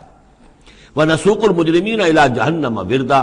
اور جو مجرم ہیں انہیں ہم دھکیلیں گے، دھکے دیں گے، ہانک کر لے جائیں گے جہنم کی طرف، جیسے کہ کوئی پیاسے جانور جاتے ہیں گھاٹ کی طرف۔ لا يملكون الشفاعة الا من اتخذ عند الرحمن عہدا، کسی کے بھی کوئی شفاعت کام نہیں آئے گی سوائے اس کے کہ جس نے رحمان کے پاس اپنا ایک مقام حاصل کر لیا ہے، یعنی ایک شخص جو ہے بنیادی طور پر اللہ کے ساتھ اس نے اپنا عہد نبھایا ہو، اللہ کی بندگی کر رہا ہو، کوئی خطائیں ہو گئی ہیں، کوئی غلطیاں ہو گئی ہیں، جیسے کوئی پھسل جاتا ہے، کوئی کمزور بھی ہوتا ہے انسان، ایسے لوگوں کے لیے تو شفاعت مفید ہو سکتی ہے، لیکن جو سرے سے اس عہد کی خلاف ورزی کر رہے ہوں، جو بجائے مشرق کے ان کا رخی مغرب کی طرف ہو، بجائے کعبے کے ان کا رخی جو ہے کسی اور شے کی طرف ہو، تو ظاہر بات ہے کہ ان کے لیے شفاعت نہیں ہے۔ وقالوا اتخذ الرحمن ولدا، اور انہوں نے ایک اور عقیدہ گھڑ لیا ہے کہ رحمان نے اپنے لیے اولاد اختیار کی ہے۔ لقد جئتم شیئا ادا، دیکھو تم نے یہ بہت بڑی بھاری بات کہی ہے، یہ بہت بڑی گستاخی ہے اللہ کی جناب میں، اور کتنی بھاری گستاخی ہے ذرا نوٹ کیجئے الفاظ، تکاد السماوات یتفطرن منہ، قریب ہے کہ آسمان پھٹ پڑے تمہاری اس گستاخی پر، وتنشق الارض، اور قریب ہے کہ زمین شق ہو جائے، وتخر الجبال حدا، اور یہ پہاڑ جو ہے دھماکے کے ساتھ گر پڑے، ان دعوا للرحمن ولدا، کہ انہوں نے رحمان کے لیے بیٹا قرار دیا، بیٹی قرار دی۔ مشرکین عرب نے فرشتوں کو خدا کی بیٹیاں بنا دیا، عیسائیوں نے حضرت مسیح کو خدا کا بیٹا بنا دیا، اور یہودیوں نے عزیر کو خدا کا بیٹا بنا دیا۔ ان دعوا للرحمن ولدا وما ينبغي للرحمن ان يتخذ ولدا، رحمان کے تو یہ شایان شان ہی نہیں ہے کہ وہ کسی کو اولاد بنائے۔ یہ اس کی وضاحت میں کر چکا ہوں کہ اولاد کی ضرورت اس کو ہوتی ہے جو خود فانی ہو، ہمیں معلوم ہے ہم مر جائیں گے، ہمارا نام و نشان مٹ جائے گا، اولاد کے ذریعے سے ہمارا نام زندہ رہے گا۔ یہ اصل میں ایک اپنے ہی تسلسل انسان سمجھتا ہے کہ میری ہستی کا تسلسل ہے، میری اولاد گویا کہ میرا اپنی بقا کی ایک شکل ہے،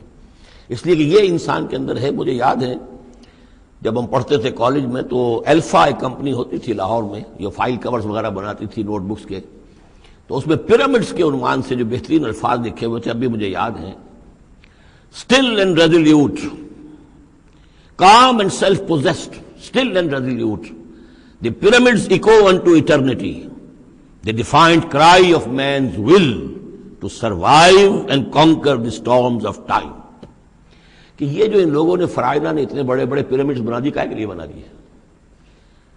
تاکہ ہمارا نام رہے، ہم تو نہیں ہوں گے، نام رہے گا۔ تو گویا کہ انسان کے اندر ایک خواہش ہے بقا کی، وہ اپنا دوام چاہتا ہے، یہ اسے پتا ہے کہ میری ذاتی طور پر تو میرا دوام ہے، تو میں کوئی عمارت بنا دوں، میرا نام جو ہے اس کے حوالے سے دنیا کے اندر رہے۔ اور یہی معاملہ اولاد کا ہے کہ اولاد سے انسان کو سب سے زیادہ جو اس کو خواہش ہوتی ہے وہ اپنا بقا، اپنا تسلسل، وہ سمجھتا ہے کہ میری اپنی کنٹینیوٹی ہے کہ جو میری اولاد کے ذریعے سے۔ ظاہر بات ہے کہ اللہ ہمیشہ خود باقی رہنے والا ہے، تو اس کے شایان شان ہی نہیں ہے کہ وہ کسی کو اپنی اولاد بنائے، اسے کوئی ضرورت ہی نہیں ہے۔ تو تمہارے لیے ہے معاملہ کہ تم فانی ہو، لہذا تمہیں ضرورت ہے کہ کوئی تمہارا نام لیوا باقی رہے۔ وما ينبغي للرحمن ان يتخذ ولدا ان كل من في السماوات والارض الا آتي الرحمن عبدا، نہیں ہے کوئی بھی آسمانوں اور زمین میں کوئی بھی مگر یہ کہ وہ حاضر ہوگا رحمان کی عدالت میں بندے کی حیثیت سے، کسے باشد، جبکہ ہمیں معلوم ہے کہ محمد رسول اللہ صلی اللہ علیہ وسلم بھی حاضر ہوں گے تو بندے کی حیثیت سے، عبدہ ورسول، عبد۔ اور حضور فرماتے ہیں کہ اس روز میدان حشر میں لواء الحمد بیدی، میرے ہاتھ میں ہوگا حمد کا جھنڈا، اور اس روز جو میں حمد کروں گا اللہ کی وہ آج نہیں کر سکتا۔ اللہ تعالیٰ کی حمد بیان کریں گے محمد رسول اللہ عدالت خداوندی میں کھڑے ہو کر، تو معلوم یہ ہوگا کہ جو بھی آئے گا بندہ بن کر آئے گا، وہ عیسیٰ ہو یا عیسیٰ ابن مریم انت قلت للناس اتخذونی وامی الہین من دون اللہ، یہ سوال کیا جائے گا کہ نہیں؟ تو فرمایا کہ ان کل من فی السماوات والارض، یقیناً کوئی نہیں ہے آسمانوں اور زمین میں، الا آت الرحمن عبدا، مگر وہ رحمان کی خدمت میں آئے گا، حاضر ہوگا بندے کی حیثیت سے۔ لقد احصاہم، اس نے ان سب کی گنتی کی ہوئی ہے، ان کا پورا احاطہ کیا ہوا ہے، کوئی چھپ نہیں رہے گا، کہیں بچ کر نہیں رہ جائے گا۔ وعدہم عدا، اور ہم نے پوری گنتی رکھی ہوئی ہے۔ وکلہم آتی ہے یوم القیامت فردا، اور قیامت کے دن یہ سب کے سب آئیں گے تو ایک فرد کی حیثیت سے، انڈیویجول کیپیسٹی میں محاسبہ ہوگا۔ نہ ماں باپ ساتھ ہوں گے کوئی شفاعت کرنے کے لیے، کوئی گڑ گڑانے کے لیے، نہ اولاد ہوگی، نہ شوہر کے ساتھ جوری ہوگی، نہ جورو کے ساتھ شوہر ہوگا، کچھ نہیں۔ ہر ایک شخص نفسی نفسی، اپنی جان۔ وَكُلُّهُمْ آتی ہے یوم القیامت فردا، میری جو کتاب ہے سابقہ اور موجودہ مسلمان امتوں کا ماضی، حال اور مستقبل، اس میں ایک چیپٹر ہے قرآن کا قانون عذاب، کہ عذاب جو قوموں کے اوپر آتا ہے وہ دنیا میں آتا ہے، آخرت کا عذاب جو ہے وہ افراد کے لیے ہے۔ محاسبہ اجتماعی جو ہوتا ہے وہ اللہ کا دنیا میں ہوتا ہے، لیکن آخرت کا حساب وہ جو ہے محاسبہ انفرادی ہے۔ ان الذین آمنوا وعملوا الصالحات سیجعل لهم الرحمن ودا، یقیناً جو لوگ ایمان لائے اور جنہوں نے نیک عمل کیا، ان قریب رحمان ان کے لیے محبت پیدا کر دے گا، یعنی لوگوں کے دلوں میں محبت ڈال دے گا۔ یہی ابو بکر ہوں گے جن کا نام کس تعظیم سے لوگ لیا کریں گے، کس محبت سے لیا کریں گے۔ یہی بلال ہوں گے جن کی جو تعظیم ہوگی، جن کی کتنی محبت کی جائے گی۔ ابھی ذرا وقت ہے، کٹھن ہے۔ سیجعل لهم الرحمن ودا، حدیث میں بھی آتا ہے کہ اللہ تعالیٰ جو ہے اپنے کسی بندے سے محبت کرتا ہے تو پہلے فرشتوں کو، جبرائیل سے کہا جاتا ہے کہ میں اپنے اس بندے سے محبت کرتا ہوں، اعلان کر دو۔ وہ فرشتوں میں اعلان کرتے ہیں، ان کے دل میں اس کی محبت ڈال دی جاتی ہے، پھر وہ عام دنیا میں اور لوگوں کے اندر اس کی ایک محبت ڈال دی جاتی ہے۔ فَإِنَّمَا يَسَّرْنَاهُ بِلِسَانِكَ، یہ آیت بڑی اہم ہے۔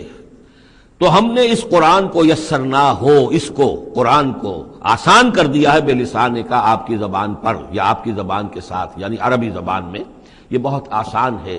بہت ہی ستھری زبان ہے، سادہ زبان ہے، جس کو ہم کہتے ہیں کہ سہل ممتنع، اس کے اندر ثقالت نہیں ہے، بوجھل پن کا نہیں ہے، بہت بھاری بھرکم الفاظ کہیں کہیں شاذ آئے ہیں، ورنہ عام طور پر قرآن مجید جو بڑی سلیس زبان میں ہے۔ انما یسرناہ لسانک، بلسانک لتبشر بہ المتقین، تاکہ آپ بشارت دیں اس کے ذریعے سے متقیوں کو، وتنذر بہ قوما لدا، اور اس کے ذریعے سے انذار فرمائے۔ یعنی آپ کی دعوت کا مرکز و محور اور آپ کا آلہ جو ہے، آلہ دعوت، آلہ انقلاب، وہ قرآن مجید ہے۔ انذار کیجئے قرآن کے ذریعے، تبشیر کیجئے قرآن کے ذریعے، تذکیر کیجئے قرآن کے ذریعے۔ فذکر بالقرآن من یخاف وعید، تذکیر ہو، واعظ ہو قرآن کے ذریعے۔ یا ایھا الناس قد جاءتکم موعظۃ من ربکم، اس سے بڑا واعظ اور کوئی نہیں۔ تزکیہ نفس و قرآن کے ذریعے سے، شفاء لما فی الصدور یہ ہے، سورہ یونس میں بھی آ چکا، سورہ بنی اسرائیل میں بھی آ چکا۔ وَنُنَزِّلُ مِنَ القرآن مَا هُوَ شِفَاءٌ وَرَحْمَةٌ لِّلْمُؤْمِنِينَ، تو قرآن مجید ہی در حقیقت دعوت اور تربیت کا اور تعلیم کا گویا کہ اس کا محور ہے، مرکز و محور۔ فَإِنَّمَا يَسَّرْنَاهُ بِلِسَانِكَ لِتُبَشِّرَ بِهِ الْمُتَّقِينَ وَتُنذِرَ بِهِ قَوْمًا لُدًّا وَكَمْ أَهْلَكْنَا قَبْلَهُم مِّن قَرْنٍ، اور ان سے پہلے ہم نے کتنی ہی قوموں کو ہلاک کیا۔ هل تحس منهم من احد، ان میں سے کسی کی کوئی آہٹ تمہیں نظر آتی ہے؟ کہیں کوئی باقی ہے نام و نشان؟ کہیں عاد کا کوئی نام و نشان باقی ہے؟ اور تسمع لهم رکزا، یا کہیں ان کی کوئی بھنک تمہارے کان میں آتی ہے؟ معلومات نسیم منسیہ، ختم ہو گئے۔ تو اسی طریقے سے یہ آج اکڑ رہے ہیں، ان کا حال بھی یہی ہو جائے گا۔ بسم اللہ الرحمن الرحیم، طٰہٰ، یہ جو میں نے عرض کر دیا پہلے ہی، چونکہ آج یہ اب پھر ایک منفرد مزاج کی صورت ہے۔ اس گروپ کے اندر تین جو چھوٹی صورتیں آ رہی ہیں، یہ درمیانی طرح کی ہیں، وہ ذرا بڑی تھی، یہ ان سے ذرا بڑی ہیں، لیکن درمیان میں چھوٹی آئی تھی۔ طٰہٰ، یہ پھر حروف مقطعات ہیں۔ ما انزلنا علیک القرآن لتشقیٰ، ہم نے یہ قرآن آپ پر اس لیے نازل نہیں کیا کہ آپ مشقت میں پڑھیں، لیکن یہاں یہ کہ تشقیٰ جو ہے وہ نامرادی کے لیے بھی آتا ہے۔ یہ عربی زبان میں یہ جو بعض حروف ہیں، را با با، رب، لیکن یہ کہ را با وا یا جس سے ربا بنتا ہے، ان میں بہت قرب ہے۔ اس طرح شین قاف یا اور شین قاف قاف، شق، مشقت، تشقیٰ، یہ بھی معنی ہے اس کے، لیکن یہ کہ زیادہ میرے نزدیک راجح معنی یہ ہے، اے نبی ہم نے یہ قرآن اس لیے نہیں نکالا کہ آپ ناکام ہوں، یہ اصل میں حضور کے لیے بڑی خوشخبری ہے،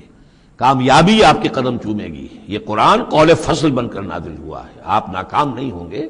آپ جو ہے پوری طریقے سے اپنے اس مشن کے اندر کامیاب ہوں گے۔ عام طور پہ ترجمہ یہ کیا گیا ہے کہ آپ مشقت میں نہ پڑیں، محنت میں نہ پڑیں، آپ کا کام پہنچا دینا ہے، باقی اب لوگ نہیں مان رہے ہیں تو اس کی وجہ سے آپ اپنے آپ کو اس صدمے سے ہلاک نہ کر دیجئے کہ لعلک باخع نفسک علی آثارہم ان لم یؤمنوا بہذا الحدیث اسفا الا یکونوا مؤمنین الا تذکرۃ لمن یخشی۔ یہ تو صرف یاد دہانی ہے ان لوگوں کے لیے جن میں کچھ خوف خدا ہے۔ تنزیلا ممن خلق الارض والسماوات العلی، اس کی تنزیل ہے اس ہستی کی طرف سے جس نے بنایا ہے، پیدا کیا ہے زمین کو بھی اور بلند آسمانوں کو۔ الرحمن، وہ رحمان ہے، علی العرش استویٰ، کہ جو عرش پر متمکن ہے۔ لہ ما فی السماوات وما فی الارض وما بینہما، اسی کا ہے، اسی کی ملکیت ہے جو کچھ کے آسمانوں میں ہے اور جو کچھ کے زمین میں ہے اور جو ان دونوں کے مابین ہے۔ وما تحت الثری، اور جو زمین کے سب سے نچلے طبقے کے نیچے ہے۔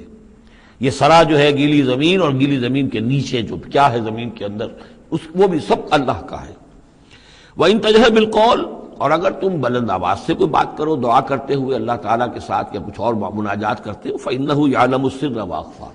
بلند کرو گے تب بھی وہ تو سنتا ہے لیکن وہ تو جانتا ہے سر کو بھی اخفا کو بھی، ہر چھپی ہوئی بات کو اور نہایت مخفی بات کو۔ اخفا جو ہے باب یوں سمجھیے کہ افعل التفضیل، سب سے چھپی ہوئی چیز اس کو جانتا ہے۔ اللہ لا الہ الا ہو، وہ اللہ ہے جس کے علاوہ کوئی معبود نہیں۔ لہ الاسماء الحسنی، تمام اچھے نام اسی کے ہیں۔ اب یہاں سے شروع ہو گیا حضرت موسیٰ علیہ السلام کا قصہ۔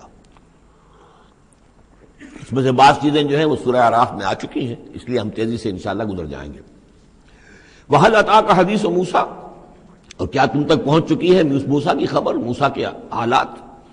اذ رأى نارا، جب وہ مدین سے واپس آ رہے تھے اپنی اہلیہ کے ساتھ تو انہوں نے دیکھا کہ کچھ آگ ہے۔ اذ رأى نارا، رات، اندھیری رات تھی، سردی کا موسم تھا، تو یہ کہ شاید راستہ بھی اس وقت کچھ گم سا ہو گیا تھا۔ دیکھا آگ ہے۔ رأى نارا فقال لأهله، انہوں نے کہا اپنے گھر والوں سے، امکثوا، آپ ذرا ٹھہریے یہاں پر انتظار کریں، انی آنست نارا، مجھے آگ نظر آئی ہے، لعلی آتیکم منہا بقبس، یہ بھی ہو سکتا ہے کہ میں وہاں سے کوئی چنگاری لے آؤں تاکہ یہاں ہم آگ روشن کر لیں تو سردی میں اس کو آگ کو تاپ بھی سکیں گے۔ او اجد علی النار ہدی، یا جو آگ کی جگہ پر میں پہنچوں تو وہاں سے مجھے رہنمائی بھی مل جائے کہ صحیح راستہ کون سا ہے، ہم کسی غلط راستے پر تو نہیں بھٹک آئے۔ فلما اتاہا، جب پہنچے اس آگ کے قریب، نودی یا موسیٰ، تو آواز آئی، ندا کی گئی، اے موسیٰ انی انا ربک، یہ جسے تم آگ سمجھ کر آئے ہو، اس آگ کے پردے میں تو خود میں ہوں، میں تیرا رب ہوں، انی انا ربک، میں تیرا پروردگار ہوں، فخلع نعلیک، اپنی جوتیاں اتار دو، انک بالوادی المقدس طویٰ، اس لیے کہ اس وقت تم ایک بڑے پاک وادی میں، مقدس میں، طویٰ میں ہو۔ وانا اخترتک، اور میں نے تمہیں اختیار کر لیا ہے، پسند کر لیا ہے، چن لیا ہے، ایک بڑے مشن کے لیے تمہارا سلیکشن ہو گیا ہے۔ فاستمع لما یوحیٰ، تو اب ذرا توجہ سے سنو جو وحی تم پر کی جا رہی ہے۔ اننی انا اللہ لا الہ الا انا، یہ مقام اس اعتبار سے قرآن مجید میں بہت منفرد ہے کہ جو انانیت کبریٰ ہے، اللہ کی انانیت کبریٰ جس طرح ان الفاظ میں قرآن مجید میں ظاہر ہوئی ہے، میرے علم کی حد تک کوئی دوسرا مقام نہیں ہے۔ علامہ اقبال نے یہ الفاظ استعمال کیے نا کہ ایک تو ہماری انائے صغیر ہے، دی اسمال ایگو، میں، ایک ہے بڑی ego, the great I am, the infinite ego, وہ اللہ کی جو انا ہے، انائے کبیر، اس انائے کبیر کا جس طرح سے ظہور ہوا ہے قرآن مجید میں اس مقام پر اور کس جگہ نہیں۔ اننی انا اللہ لا الہ الا انا، یقیناً میں ہی ہوں، میں ہوں اللہ اور میرے سوا کوئی معبود نہیں، فاعبدنی، بس میری ہی بندگی کرو، میری ہی پرستش کرو، واقم الصلاۃ لذکری، اور نماز قائم رکھو میری یاد کے لیے۔ ان الساعۃ آتیۃ، اور یہ بات بھی یاد رکھو قیامت آ کر رہے گی، اکاد اخفیہا، میں اسے مخفی رکھوں گا، لتجزی کل نفس بما تسعی، تاکہ بدلہ مل جائے ہر شخص کو، ہر جان کو جو کچھ کہ اس نے کوشش کی ہو۔ فلا یصدنک عنہا من لا یؤمن بہا، تو دیکھنا تمہیں کہیں روگردان نہ کر دیں وہ لوگ کہ جو اس پر ایمان نہیں رکھتے، جو آخرت کو نہیں مانتے، کہیں تمہیں بھی آخرت سے برگشتہ نہ کر دیں یا نماز سے برگشتہ نہ کر دیں۔ یہ انہا کی ضمیر دونوں طرف جا سکتی ہے۔ واتبع ہواہ، وہ لوگ کہ جو اس سے آخرت سے خود جو ہے روگردان ہے اور جنہوں نے کہ اپنی خواہشات کی پیروی کی ہوئی ہے، فتردا، تو تم بھی ہلاک ہو جاؤ گے اور تم بھی گڑھے میں گرو گے۔ وما تلک بیمینک یا موسیٰ، اور اے موسیٰ تمہارے یہ داہنے ہاتھ میں کیا ہے؟ قال ہی عصائی، کہا یہ میرا عصا ہے، اتوکا علیہا۔ اس میں نکتہ نکالا ہے مفسرین نے کہ دیکھیے جو اللہ تعالیٰ سے مخاطبت اور مکالمے کا جو ایک ذوق حاصل ہو رہا ہے، تو جواب اتنا ہی کافی تھا، یہ میرا عصا ہے، لیکن آگے بڑھا رہے ہیں بات کو، یہ میرا عصا ہے، اتوکا علیہا، میں اس پہ ذرا ٹیک لگا لیا کرتا ہوں، واحش بہا علی غنمی، اور میں اپنی بکریوں کے لیے اس سے پھر پتے جھاڑتا ہوں درختوں سے، وَلِيَ فِيهَا مَعَارِبُ أُخْرَىٰ، اور میرے اور بھی بہت سے کام ہیں جو اس لاٹھی سے، اس عصا سے میں لیتا ہوں۔ قال القها یا موسیٰ، فرمایا ذرا ڈال دو زمین پر اس کو اے موسیٰ، فالقاها، تو انہوں نے ڈال دیا، فَإِذَا هِيَ حَيَّةٌ تَسْعَىٰ، تو وہ تو دیکھتے ہی دیکھتے ایک سانپ بن گیا، چلتا ہوا دوڑتا ہوا۔ قال خذها ولا تخف، ایک دوسرے مقام پر آپ دیکھیں گے کہ حضرت موسیٰ پر اتنا خوف طاری ہوا کہ پیٹھ موڑ کر بھاگے وہاں سے، واللہ مدبرن، وہاں سے بھاگے، لیکن یہ کہ اللہ نے فرمایا موسیٰ ڈرو نہیں، واپس آؤ اور اس کو پکڑو، یہاں وہ تفصیل نہیں ہے۔ قال خذها ولا تخف، فرمایا اس کو پکڑ لو اور ڈرو نہیں، سنعیدها سیرتها الاولى، ہم اسے لوٹا کر واپس لے جائیں گے اس کی پرانی شکل پر، پرانی سیرت پر۔ وَاضْمُمْ يَدَكَ إِلَىٰ جَنَاحِكَ، اور ذرا اپنا ہاتھ جو ہے وہ اپنی بغل کے ساتھ ملاؤ، تخرج بیضاء، پھر جب نکالو گے تو وہ نکلے گا بالکل سفید ہو کر روشن، من غیر سوء، بغیر اس کے کہ اس میں کوئی بیماری پیدا ہوئی، وہ برس نہیں ہوگا، اس میں برس نہیں بلکہ یہ کہ بغیر کسی مرض کے وہ چمکتا ہوا ہوگا سفید۔ آیتن اخری، یہ دوسری نشانی ہے۔ تو یہ دو نشانیاں ہم نے تمہیں دی ہیں، لنریک من آیاتنا الکبریٰ، تاکہ ہم دکھائیں تمہیں اپنی بڑی نشانیاں، ان میں سے کچھ نشانیاں، یہ دو نشانیاں ہم نے دی ہیں۔ اذهب الی فرعون انہ طغیٰ، اب جاؤ فرعون کی طرف، وہ بہت سرکش ہو گیا ہے، اس کی سرکشی جو ہے وہ اب حد سے تجاوز کر رہی ہے، تو جاؤ اور اسے دین کی دعوت دو، خیر کی دعوت دو، اور خاص طور پر یہ بھی کہو کہ بنی اسرائیل پر ظلم نہ کرے اور اسے انہیں واپس جانے دے جہاں سے وہ آئے تھے، فلسطین سے۔ قال رب اشرح لی صدری، یہ دعا بڑی اہم ہے اور ہر شخص کو یاد ہونی چاہیے، جو بھی کوئی بھی دین کی دعوت کا کام کرنا چاہے تو اس کے لیے یہ دعا جو ہے اس کو یاد کرنا۔ حضرت موسیٰ نے دعا کی، پروردگار میرے اندر سینے کو کھول دے اس کے لیے، اس کام کے لیے، اس بڑے مشن کے لیے جو میرے حوالے کر رہا ہے، وَيَسِّرْ لِي أَمْرِي، اور یہ بھاری کام جو ہے اسے میرے لیے آسان کر دے،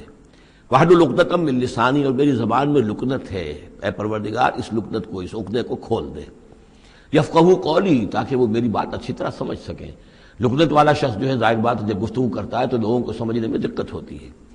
وَاجْعَلْ لِي وَزِيرًا مِّنْ أَهْلِي، ایک اور درخواست میری یہ ہے کہ میرا ایک وزیر بنا دیجئے میرے خاندان میں سے۔ وزیر وزر سے ہے بوجھ اٹھانے والا، یعنی ذمہ داریوں میں کوئی مدد کرنے والا، سہارا بننے والا۔ تو وَاجْعَلْ لِي وَزِيرًا مِّنْ أَهْلِي، میرے اپنے خاندان میں سے ہارون اخی، اور خود اس سجیسٹ کر دیا میرے بھائی ہارون کو اس کام میں، اشدد بہ اذری، اس کے ذریعے سے میری کمر کو مضبوط کر دے، اور اشرکہ فی امری، واشرکہ فی امری، اسے میرے اس کام میں شریک کر دے، کہ نسبحک کثیرا، تاکہ ہم دونوں مل کر پھر تیری تسبیح کریں کثرت کے ساتھ، ونذکرک کثیرا، اور تیرا ذکر کریں کثرت کے ساتھ، انک کنت بنا بصیرا، یقیناً پروردگار تو ہمیں دیکھ رہا ہے ہمارے حالات سے، کا تو خود جو ہے وہ چشمدید گواہ ہے۔ قال قد اوتیت سؤلک یا موسیٰ، فرمایا کہ ٹھیک ہے موسیٰ، گرانٹڈ، یور ریکویسٹ گرانٹڈ، قد اوتیت سؤلک یا موسیٰ، اے موسیٰ جو تم نے سوال کیا، جو درخواست کی، وہ سب ہم نے منظور کی۔ وَلَقَدْ مَنَّا عَلَيْكَ مَرَّةً أُخْرَىٰ، اور ہم نے تو تم پر ایک مرتبہ اور بہت بڑا احسان کیا تھا۔ اِذْ أَوْحَيْنَا إِلَىٰ أُمِّكَ مَا يُوحَىٰ، جبکہ ہم نے تمہاری ماں کو وحی کی تھی جو تمہیں وحی کی جا رہی ہے۔ اب تمہیں ہم بتا رہے ہیں کہ ہم نے اس وقت کیا وحی کی تھی۔ وہ وحی کیا تھی؟ کیونکہ اس زمانے میں بھی طے تھا کہ تمام جو ہے بنی اسرائیل میں جو بیٹا بھی پیدا ہو اس کو قتل کر دیا جائے، صرف بیٹی کو زندہ رکھا جائے۔ تو بھی حضرت موسیٰ علیہ السلام کی جو والدہ ہے ان کو اللہ تعالیٰ نے یہ حکم الہام کے ذریعے سے یا وحی کے ذریعے سے جو بھی تھا وہ بھیج دیا تھا۔ اب کہہ دیا تھا اقذفیہ فی التابوت، کہ اس کو ذرا ایک صندوق میں بند کرو، فاقذفیہ فی الیم، اور پھر اسے دریا میں ڈال دو، فلیلقہ الیم بالساحل، دریا اسے ساحل پر لے جائے گا، ساحل پر رکھ دے گا۔ یاخذہ عدو لی وعدو لہ، اور پھر وہاں وہ شخص اس کو پکڑ لے گا، اس کو لے لے گا، اس صندوق کو، اور صندوق میں جو بچہ ہے اس کو، جو میرا بھی دشمن ہے اس کا بھی دشمن ہے۔ لیکن یہ کہ ہم بچائیں گے۔ اب اس سے آگے جو ہے حضرت موسیٰ کی والدہ سے کیا کہا، اس سے آگے اب خود اپنی بات شروع کر دی اللہ تعالیٰ نے۔ یہ اللہ قرآن کا یہ اسلوب ہے، پوری بات نہیں، باقی یہ کہ فل ان دی گیپس، باقی ساری گفتگو جو ہے وہ آپ خود جو ہے اس پورے سیاق و سباق سے سمجھ سکتے ہیں۔ وَأَلْقَيْتُ عَلَيْكَ مَحَبَّةً مِّنِّي، اور ہم نے اے موسیٰ تمہارے اوپر اپنی خاص ایک محبت کا پرتو ڈال دیا۔ بڑی موہنی صورت، بڑی موہنی صورت، دیکھتے ہی گرویدہ ہو جائیں۔ اب اللہ نے کہا محبتم منی، القیت علیک محبتم منی، یعنی یہ کہ وہ پورا نقشہ اب یہاں پر جو ہے کہ وہ ساحل میں وہ صندوق ڈال دیا گیا، وہ چلتا گیا، اور ساتھ ہی اس کی بہن سے، حضرت موسیٰ کی بڑی بہن تھی، ہمشیرہ تھی، کہہ دیا کہ ساحل کے ساتھ ساتھ تم جاتے بھی رہو، چلتی رہو، دیکھو کہاں جاتا ہے، یہ کیا ہوتا ہے۔ اور اسے جا کے بتا بھی دیا کہ وہ محل میں پہنچ گیا ہے صندوق۔ وہ صندوق کھولا گیا، بچہ نکل آیا، اور اس وقت جو ہے وہ تو قتل کرنے پر تلا ہوا تھا فرعون، لیکن یہ کہ وہ حضرت آسیہ جو تھی بنی اسرائیل ہی میں سے اور بڑی نیک عورت تھی، اور وہ فرعون کے گھر میں تھی اس وقت، انہوں نے کہا کہ قرۃ لی ولک، یہ قرۃ عین لی ولک، یہ میری اور تمہاری لیے آنکھوں کی ٹھنڈک بنے گا، ہمیں اللہ نے اولاد نہیں دی، اسے قتل نہ کرو۔ اور ادھر اللہ تعالیٰ نے ایسا ان کے چہرے کے اوپر جو ہے وہ ایسے اثرات پیدا کر دیے تھے کہ دیکھتے ہی کوئی شخص جو ہے وہ بالکل ان کا گرویدہ ہو جائے۔ وَأَلْقَيْتُ عَلَيْكَ مَحَبَّةً مِّنِّي، میں نے خاص اپنی طرف سے تمہارے اوپر ایک اپنی محبت کا پرتو ڈالا۔ وَلِتُصْنِعَ عَلَىٰ عَيْنِي، اور یہ اس لیے کیا ہم نے تاکہ دشمن بھی جو تمہارے گرویدہ ہو جائے اور پھر تمہاری پرورش ہو، تصنع، تمہیں بنایا جائے، مصنع جس کو کہتے ہیں کارخانہ، اب وہ کارخانہ تربیت کا کارخانہ محل ہے۔ تصنع علی عینی، ہماری نگاہوں کے سامنے تمہاری تربیت ہو۔ اس تمشی اختوں کا، جب تمہاری بہن چلتی ہوئی وہاں تک پہنچ گئی، فتقول هل ادلکم علی من یکفلہ، ہوا یہ کہ اللہ تعالیٰ نے حضرت موسیٰ علیہ السلام کو حکم دے دیا تھا بچے کی حیثیت ہی سے کہ کسی بھی دائی کا اور دایا کا جو دودھ جو ہے وہ نہ پیے۔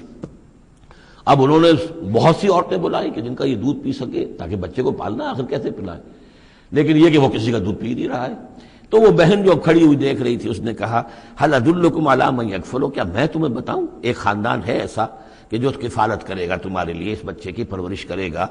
نتیجہ کیا ہوا کہ پھر وہ ماں آئی اور ماں کا دودھ پیا، اور ماں کی گود میں اللہ نے پھر پہنچا دیا حضرت موسیٰ علیہ السلام کو۔ فرجعناک الی امک، تو ہم نے لوٹا دیا تمہیں اے موسیٰ تمہارے ماں کی طرف، کہ تقر عینھا ولا تحزن، تاکہ اس کی آنکھ ٹھنڈی رہے اور وہ غم نہ کھائے۔ اللہ تعالیٰ کو تو اپنے بندوں کے احساسات و جذبات کا اس حد تک پاس ہے کہ پھر اس کی گود جو ہے اس کے اندر اپنا اس کا بچہ پہنچا دیا گیا۔ فرجعناک الی امک کہ تقر عینھا ولا تحزن، تاکہ اس کی آنکھ ٹھنڈی رہے اور وہ حزن میں مبتلا نہ ہو۔ وقتلت نفسا، اور اے موسیٰ پھر جب تم جوان ہوئے تو تمہارے ہاتھوں ایک جان قتل ہو گئی تھی، تم نے ایک قبطی کو قتل کر دیا تھا۔ فنجیناک من الغم، تو ہم نے تمہیں اس غم سے نجات دی۔ وفتناک فتونا، اور پھر تمہیں بہت سے امتحانات میں سے گزارا، بہت سی آزمائشوں میں سے گزارا، بہت سی بھٹیوں میں سے گزارا۔ فلبثت سنین فی اہل مدین، یہ سورہ قصص میں آئے گی ساری تفصیل، جس کو یہاں پر 2-3 آیتوں میں بیان کیا گیا ہے، اس کی تفصیل سورہ قصص میں۔ فلبثت سنین فی اہل مدین، پھر تم اہل مدین میں رہے کئی سال۔ ثم جئت علی قدری یا موسیٰ، پھر اے موسیٰ جو یہاں آئے ہو تو یوں نہ سمجھو کہ اچانک آ گئے ہو، یہ تمہیں تقدیر لے کر آئی ہے، میرا فیصلہ لے کر آیا ہے۔ یہ سارا معاملہ جو ہے یہ پلانڈ ہے، یہ ہم نے اس طریقے سے کیا ہے، یہ ساری چیز جو ہے یہ از خود نہیں ہو گئی ہے، الٹپ نہیں ہو گئی ہے، یہ کوئی اندھا بہرا جو ہے وہ چانس نہیں ہے۔ ثم جئت علی قدری یا موسیٰ واصطنعتک لنفسی، اور میں نے تمہیں بنایا ہے، تیار کیا ہے۔ یہ صنعت ہی سے اصطناع باب افتعال، لیکن صاد کی مناسبت سے تیج ہے وہ توئے میں بدل گئی ہے۔ میں نے تمہیں تیار کیا ہے، خاص طور پر تمہارے اندر خصوصی صلاحیتیں پیدا کی ہیں، تمہیں خاص طور پر بادشاہ کے محل میں پرورش کروایا ہے، اس لیے کہ مجھے تم سے ایک بڑا کام لینا ہے۔ واصطنعتک لنفسی اذهب انت واخوک بآیاتی ولا تنیا فی ذکری، جاؤ تم اور تمہارا بھائی میری یہ نشانیاں لے جاؤ، اور دیکھنا میرے ذکر میں سستی نہ کرنا۔ اذهبا الی فرعون انه طغى، جاؤ تم دونوں فرعون کی طرف، وہ یقیناً بہت سرکش ہو گیا ہے۔ فقولا له قولا لینا لعله يتذکر او یخشی، تو دیکھو جا کر وہاں پر بات کرنا اس سے بڑی نرم، ایسا تاکہ شاید کہ وہ سوچے یا اس کے دل میں بھی خوف پیدا ہو جائے۔ قالا ربنا نخاف ان یفرط علینا، انہوں نے کہا پروردگار ہمیں تو اندیشہ یہ ہے کہ وہ اچانک ہم پر پھٹ پڑے، بھڑک اٹھے اور ہمارے اوپر بھبک پڑے اور یتغا یہاں پر کوئی زیادتی کرے، قال لا تخافا، فرمایا نہیں تم دونوں ڈرو نہیں، اننی معکما اسمع و ارا، میں تم دونوں کے ساتھ ہی ہوں، ہر بات سنوں گا بھی، سنتا بھی ہوں، دیکھوں گا اور دیکھتا ہوں۔ بارک اللہ لی ولکم فی القرآن العظیم ونفعنی وإیاکم بالآیات والذکر الحکیم۔